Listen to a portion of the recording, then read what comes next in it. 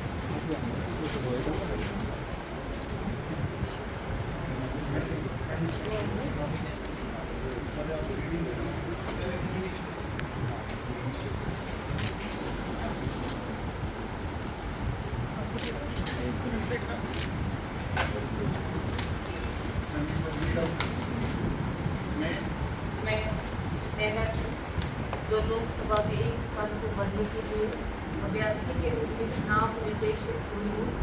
ईश्वर की शपथ लेती हूँ, सत्य निष्ठापूर्वक प्रतिज्ञा करती हूँ कि मैं विधि द्वारा यथास्थापित भारत के संविधान के प्रति सच्ची श्रद्धा और निष्ठा रखूँगी और मैं भारत की सर्वभौमता अखंडता को अक्षुण्ण रखूँगी।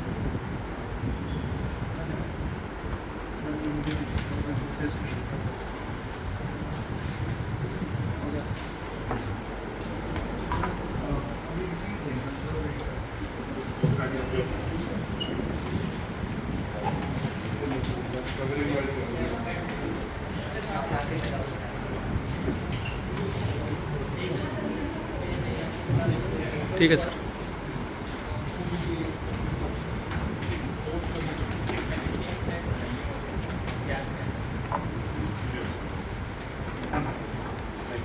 एक मिनट सर।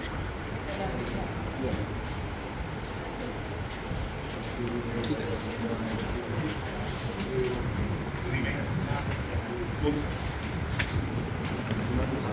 वीडियो छुपा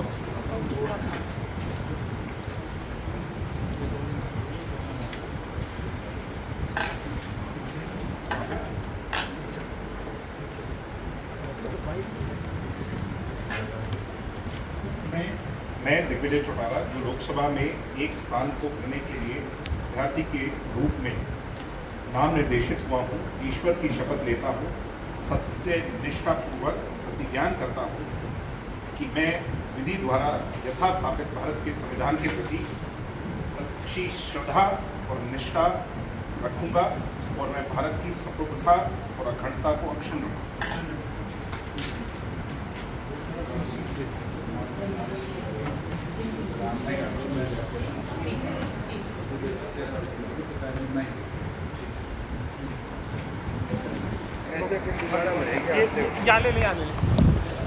वही कर लो गाड़ियों के पास। लोकसभा क्षेत्र में किस तरह की संभावनाएं आपको नजर आ रही है? बहुत अच्छा माहौल बना है और पिछले एक महीने में जो स्थिति बदली है, मैं ये मानता हूँ हिसार की जनता दोबारा 2014 का मूड यहाँ देखना चाह रही है। और 2014 में जिस तरीके से हरियाणा की आवाज़ को पार्लियामेंट में जगह मिली, आज हिसार पहली महिला सांसद को चुनेगा, अपनी आवाज़ को चुनेगा और आने वाले भविष्य के लिए हिसार की प्रगति की एक मजबूत नींव रखेगा। चुनावी मुकाबले को अगर मैं समझने की कोशिश करूं तो आपका सीधा मुकाबला कौन देखो, से आज दोनों राष्ट्रीय पार्टियों के सामने जननायक जनता पार्टी का एक मजबूत उम्मीदवार हिसार से है और मैं मानता हूँ दोनों पार्टियों को पटकनी देने में और पहली महिला सांसद चुनने में हिसार की जनता इस बार मत के अधिकार का। ग्रामीण क्षेत्रों में कुछ विरोध का सामना आप तमाम नेताओं चलो, को अपने करना हैं, पड़ा, क्या कुछ फर्क पड़े? अपने हैं, अपने लोग बात जताते भी हैं और फिर गले लगाते भी हैं और मैं मानता हूँ कि अगले 20 दिन बहुत परिवर्तित होंगे। 20 दिन रूपरेखा को बदलेंगे और आप देखना अगले 20 दिन किस प्रकार से हिसार को एक ताकत देंगे कि वो हरियाणा की आवाज़ को पार्लियामेंट में दोबारा भेजे। 2014 से 19 का दौर दोबारा हिसार की जनता लेके आने। बीजेपी उम्मीदवार रणजीत चौटाला से चुनावी मुकाबला किस तरीके का आप देख पा रहे हैं? देखिए, चुनावी मुकाबला तो दोनों राष्ट्रीय पार्टियां अपने एजेंडा पर लड़ रही है।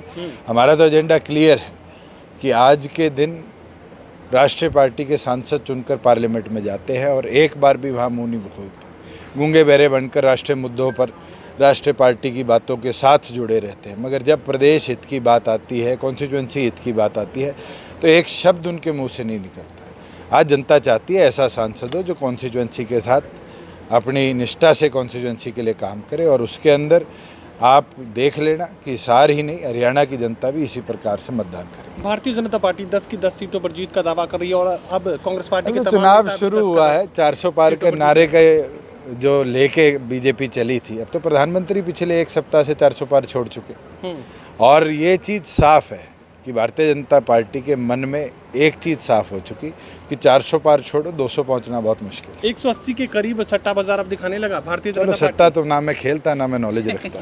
चलिए, ये देखिए, आप देख सकते हैं अपनी माता जी का नामांकन भरवाने के लिए पूर्व उप मुख्यमंत्री श्री दुष्यंत चौटाला जी हिसार के लघु सचिवालय में पहुंचे हैं। ये देख सकते हैं आप द येलो माइक की लाइव तस्वीरों के माध्यम से।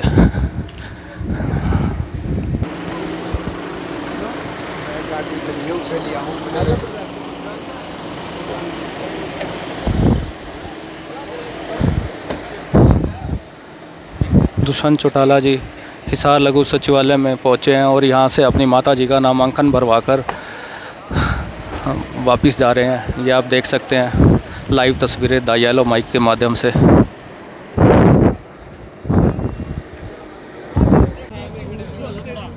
आजा भाई आजा।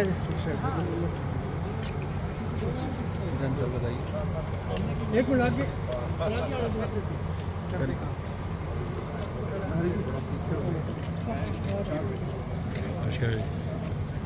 नमस्कार जी। सैम सही मिलियो भाई।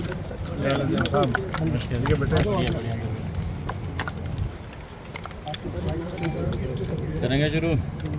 हाँ करो सर, अजय जी, आज नैना जी ने भरा है अपना नामांकन, पहले तो इस पर क्या कहना चाहेंगे आप? फिर हम चुनावी प्रक्रिया है, कौन करो जो सबको पूरी करनी होती है, आज हमने भी पूरी की है। क्या लग रहा, माहौल कैसा है हरियाणा में? माहौल तो प्रदेश की जनता ने तय करना है। प्रजातंत्र में हर चुनाव लड़ने वाला उम्मीदवार यही उम्मीद करके चुनाव लड़ता है कि मैं जीतूंगा। फैसला तो प्रदेश के लोगों ने लेना है। तो उम्मीद होती है कि विश्वास मुकाबला किससे मानकर चल रहे हैं आपकी हरियाणा में, किससे मुकाबला तो जो चुनाव मैदान में है उन सबसे ही है। फिर भी पहले दूसरे तीसरे में कुछ आकलन तो होगा सर? आकलन करना आपका काम है। आपने उम्मीद की बात करी, विश्वास कितना है? विश्वास है तभी चुनाव मैदान में है। डॉक्टर साहब जोगीराम ने बगावत की है, उस पर क्या कहेंगे? बगावत जो करेगा उसके खिलाफ एक्शन लेंगे। कब तक उम्मीद करें? क्या चुनाव के बाद ही होगा? चुनाव के बाद क्यों होगा, प्रक्रिया तो शुरू है, उसका एक्शन लेंगे तुरंत। किस तरह का एक्शन हो सकता है, क्या रहेगा प्रावधान? भाई किसी भी पॉलिटिकल पार्टी का आदमी दूसरे का स्टेज शेयर नहीं कर सकता राजनीति करने। कोई फिलहाल नोटिस वगैरह भेजा है कोई ऐसा?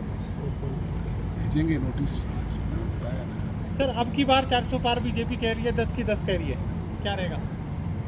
75 पार का नारा भी लगाया था, क्या स्थिति रही थी। आज पूरे देश के हालात भी ऐसे हैं, कोई एक पैसा प्रदेश मुझे ऐसा बता दें जहां भारतीय जनता पार्टी पूर्णतया रिपीट करती हो।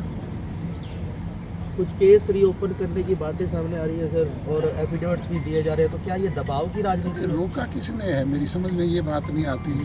फाइल उनके पास है, कानून उनके हाथ में है, करना उन्होंने है।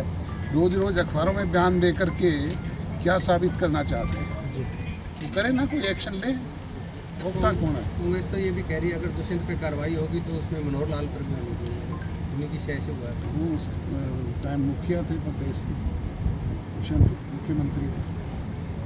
हिसार लोकसभा सीट की बात करते हैं। इस बार चौधरी देवीलाल की विरासत पर तमाम प्रत्याशी अपना अपना हक जमा रहे हैं, इसको आप किस तरह से देखते हैं?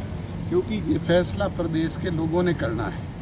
पहले भी चुनाव में लोग फैसला कर चुके कि विरासत किसके पास है।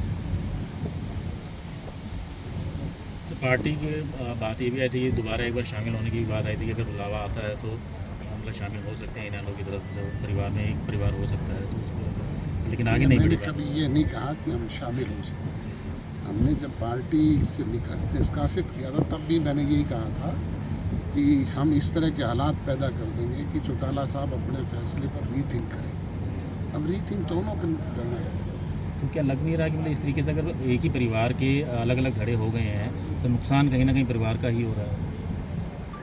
पहले भी परिवार में इस तरीके से चुनाव लड़े जाते रहे। चौटाला साहब और रणजीत सिंह चुनाव मैदान में आमने सामने थे, अभय सिंह चौटाला और रणजीत सिंह आमने सामने थे, मैं और केवी सिंह आमने सामने थे, केवी सिंह और नैना आमने सामने थे, मेरे सामने रवि भी चुनाव लड़ चुका है। तो ये तो चलता रहता है।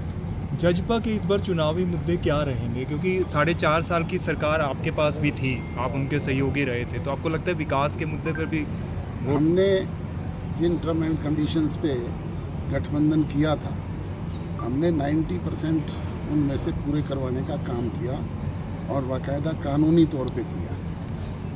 एक बात जो हमारी अधूरी रह गई 5100 रुपये पेंशन की, उसी मामले को लेकर के ये गठजोड़ टूटा।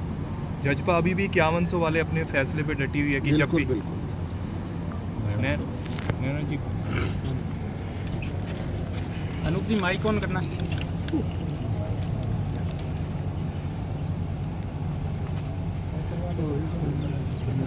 चले क्या?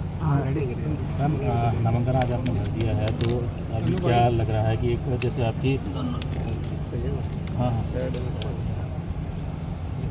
ये आपके साथ मतलब सामने जो है देवरानी भी हैं और चाचा ससुर भी हैं, तो कैसा महसूस कर रहे हैं? अभी अजय जी ने बताया कि परिवार हमेशा आपस में एक दूसरे के खिलाफ इलेक्शन लड़ता है, तो ये इलेक्शन पता नहीं इस चीज़ को क्यों इतना मुद्दा बनाया जा रहा है। मैं तो कह रही हूँ क्वेश्चंस जो है ना आप लोगों के हमें रट गए कि हमें क्या आप लोग पूछने वाले हो। मैंने कहा गिने गिनाए 4 क्वेश्चन है, भी परिवार खड़ा हो गया, किसान आपकी बगावत कर रहे हैं, और तीसरा और चौथा और मैं बता दूँ, इससे फालतू मतलब कुछ नहीं। पहले भी अजय जी और रवि लड़े हैं, चाचा जी और पिताजी आपस में आमने सामने लड़े हैं, और मेरे सामने भी मेरे काक ससुर जो डॉक्टर केवी सिंह थे उन्होंने इलेक्शन लड़ा था डवाली से। तो ये शायद कोई नई चीज़ नहीं है। तो इसमें क्या रहा है, क्योंकि जैसे अगर सत्ता में हम शामिल रहे हैं पहले, अब सत्ता से अलग हो गए हैं, तो जनता उसको किस तरीके से देगी? क्योंकि जब पहले जब वोट दिया गया वो सत्ता के खिलाफ ही दिया गया, बीजेपी के खिलाफ वोट दिया गया था, तो लेकिन आप बाद में शामिल हुए, लेकिन अब दोबारा खिलाफ हो गए, तो जनता ऐसे कैसे देख रही है? नहीं, सत्ता के खिलाफ ठीक है, उन्होंने कहा था 75 पार, हमने कहा था जमुना पार। तो विरोधी नारों के साथ हमेशा पार्टियां जब लड़ती हैं तो एक दूसरे पर आरोप प्रत्यारोप और नारे चलते रहते हैं। लोगों की ज़रूरतों के हिसाब हम गठबंधन में शामिल हुए। अनेक ऐसे कार्य जो है वो जजपा ने करके दिखाए हैं गठबंधन में रह के। और अब हमारे कोई भी इलेक्शन हो, चाहे वो पंचायत का था वो भी हमने अलग लड़ा, कभी हमने कोई रैली में शेयरिंग नहीं की। दोनों पार्टियों ने अपना अपना जो रैली थी वो भी अलग अलग की। नगर परिषद था वो भी हमने अलग लड़ा। मतलब हर इलेक्शन अलग लड़ते, तो ये इलेक्शन भी अलग ही लड़ा। इसमें ऐसे मुझे तो कोई नज़र चीज़ आ नहीं रही। लोकसभा चुनाव जो केंद्रीय मुद्दों को लेकर ही होता है, तो ऐसे में स्थानीय मुद्दे कितने हावी रहेंगे? हरियाणा के लोगों के लिए तो स्थानीय ही मुद्दे हैं। अगर जो भी सांसद चुन के जाएगा, अब लोग पिछले सांसद के लिए बातें करते, जब हम गांव में जाते हैं तो हम लोग भी पूछ लेते कि आपने पिछला सांसद देखा, तो हर गांव से एक ही आवाज़ आती है कि जी मौनी सांसद और लापता सांसद। लोगों ने उनको एक नाम दिया है और उन्होंने अपनी जो ग्रांट मिलती है वो भी उन्होंने नहीं लगाई। मैं तो बार बार गाँव में जाके पूछती हूँ भी आपको कोई थोड़ा बहुत पैसा मिला है क्या पिछले सांसद से? जो प्रधानमंत्री जी का नाम लेके आए थे कि प्रधानमंत्री जी के नाम पे वोट दे दो, मुझे सांसद बना, वही लोग अब दोबारा प्रधानमंत्री जी का नाम लेके आएंगे। तो हम तो लोगों को कह रहे हैं कि आपने अगर पिछले वाले ने कुछ नहीं दिया तो ये बड़ी पार्टियों के जो लीडर्स आपके पास नाम लेके आ रही, इन्होंने कुछ नहीं देना, इन्होंने ग्रांट ही नहीं बांटनी, सारी लैप्स होके वापस गई है उसकी। स्थानीय और बाहरी मुद्दा मानते किसी को? स्थानीय मुद्दे और बाहरी मुद्दे के, ये तो सेंटर के प्रत्याशी की बात करूँ, स्थानीय और बाहरी प्रत्याशी। नहीं, बाहरी क्या है, सारे हरियाणा के वासी है। कोई एक बता दो कोई जापान से आया हुआ है तो हिसार की बात नहीं, हम हरियाणा के हैं। मैं तो खुद यहाँ की पैदा हुई हूँ। मैम, इस बार चुनाव में आपको लगता है कि मोदी फैक्टर चल रहा है क्या नहीं? क्योंकि 19 में तो था वो, इस बार आपको लगता है क्योंकि हरियाणा के लोकल मुद्दे खूब उठ रहे हैं, आपको लगता है कि इस बार मोदी इस बार कोई मोदी फैक्टर नहीं चल रहा। हम लोगों के बीच में हर गांव, हर शहर और हर गली कूचे घूमे हैं, तो जो 2019 में लहर थी ना, वो इस बार लहर नहीं है। Thank you. चलो, थैंक यू।